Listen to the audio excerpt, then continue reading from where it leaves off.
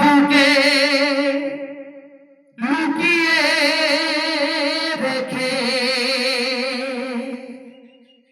কত যে গান তুমি শুনিয়ে গেলে, বুঝিনি তোমাকে কেউ বুঝতেও দাওনি, কত ঋণে যে জড়িয়ে গেলে। আজকের শিল্পীরা কান্না ছাড়া গোয়া